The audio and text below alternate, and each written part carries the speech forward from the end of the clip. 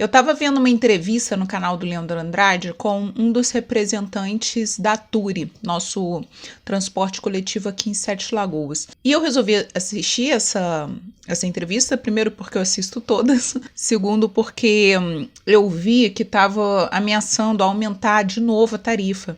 Eu já cheguei a fazer um vídeo aqui nesse canal em dezembro, se eu não me engano, sobre uma ameaça de greve, tá? Dos motoristas do transporte público aqui em Sete Lagoas, e eu cheguei a fazer um vídeo falando que a solução, qualquer que fosse a solução, seria paliativa e que o problema voltaria a persistir, e voltou, né? Estamos aqui. E aí eu resolvi assistir a entrevista desse representante e, sinceramente, eu preciso falar a verdade, me incomodou bastante a visão do negócio dessa pessoa. A sensação que eu tive é que eles estão olhando o problema pelo lado oposto e a solução em outro lugar, que é o lugar de fato. Então, a Turi está passando por diversos problemas, foi o que eles falaram. É um negócio que está sendo difícil de administrar, mas pelo que eu via, eu discordo muito dos problemas e das soluções. E aí ele apresentou uma série de dados como uma ilustração dos problemas que a Turi está enfrentando e que não está conseguindo resolver. E aí que eu fiquei meio... Enfim, ele falou que 52% da receita da Turi eles gastam com mão de obra e que isso seria muito, né? O que isso significa para mim? É que eles estão investindo pouco. Se 50% eles estão gastando com mão de obra, eles estão investindo pouco no transporte público. Não é que eles estão pagando muito para mão de obra, significa que eles estão investindo pouco. É por isso que 52% da receita eles gastam com mão de obra. Gastam. Outro dado que ele falou também, como se fosse um problema, né? Que 25% dos passageiros são de gratuidade. 1/4 dos passageiros da Turi não pagam a passagem. E ele falou isso como se isso fosse um problema, quando na verdade o problema não é a gratuidade. Da mesma forma que o problema não é a mão de obra. O problema é que as pessoas que pagam não estão pegando os ônibus, estão entendendo? E ele falou que quanto menor a quantidade de passageiro, mais cara é a tarifa, quando na minha percepção é o oposto. Quanto mais cara a tarifa, menor a quantidade de passageiro. Então a sensação que eu tive vendo essa entrevista é que ele estava vendo tudo errado, estava vendo do lado errado, estava olhando para o lado quando ele tinha que olhar para o outro. O transporte público ficou com a gratuidade porque quem paga não está pegando transporte público, está pegando Uber. E ele ainda falou que se não existisse transporte particular, poderia dobrar a receita da Turi. Ou seja, mais uma vez colocando as condições que a Turi enfrenta como os problemas, enfim, da Turi. Ele ainda reclamou que em Sete Lagoas a Turi não tem nenhum subsídio quando ele já teria trabalhado em cidades, né, que o município subsidiava 40%, 50% dos custos da empresa. Gerir numa situação como essa é muito fácil, até eu faço.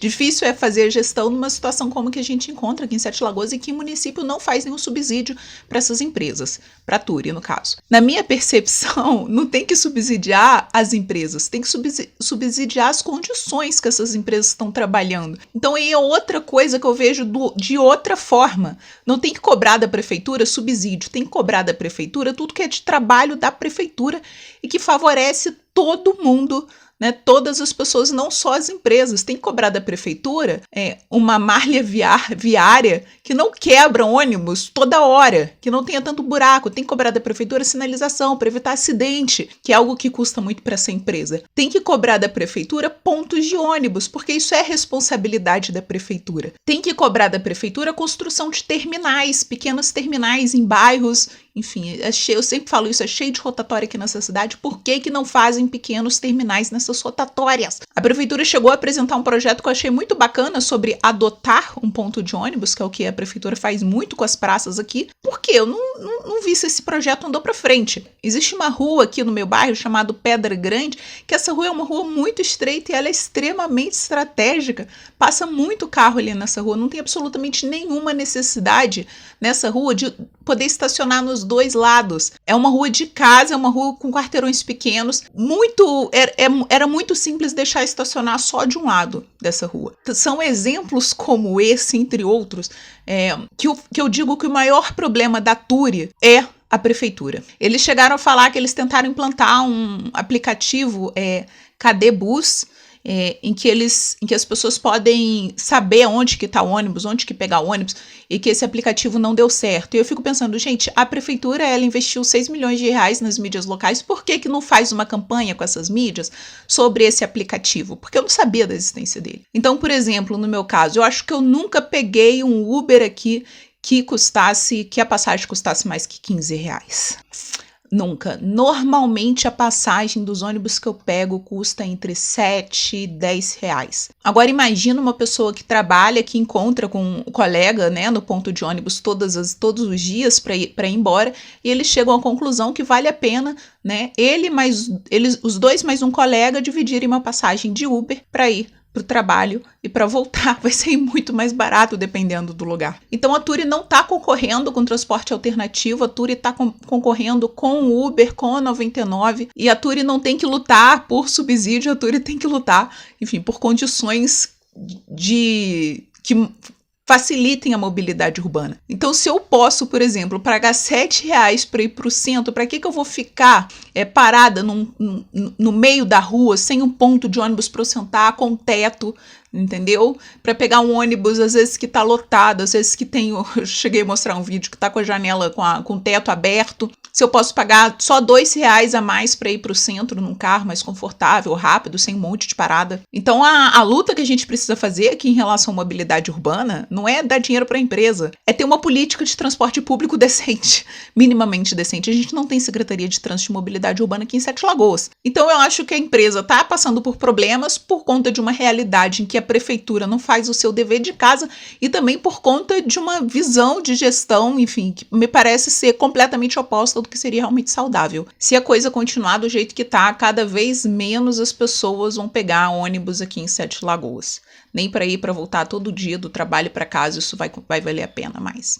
E enquanto isso, a passagem só aumenta e quanto mais aumenta a passagem, menos passageiro, não é o contrário. O problema não é só da Turi, o problema é que o cidadão de Sete Lagoas não se vê incentivado a pegar um ônibus aqui na cidade. Não vale a pena. Não adianta cobrar da empresa que não abaixe a tarifa. Tem que cobrar da prefeitura que ela faça o mínimo, né? Por exemplo, divulgar, gente. Se tá muito caro fazer o que tem que ser feito, sei lá, em uma semana, faz 1 semana, 2 semanas de divulgação intensa desse aplicativo, por exemplo. Pagou 6 milhões de reais para as mídias locais. Pode fazer isso toda hora, não é verdade? Eu convido vocês a me seguirem no Instagram, Raquel Glória MG, porque lá a gente tem um papo facilitado, a gente consegue conversar melhor do que aqui nos comentários do canal, tá? Mas se você gostou do vídeo, comenta, eu quero saber a opinião de vocês, se inscreva no canal e, muito importante, gente, compartilha esse vídeo para os grupos de WhatsApp, para as pessoas que você gosta, enfim, compartilha para todo mundo, tá bom? É isso, um beijo para vocês, tchau!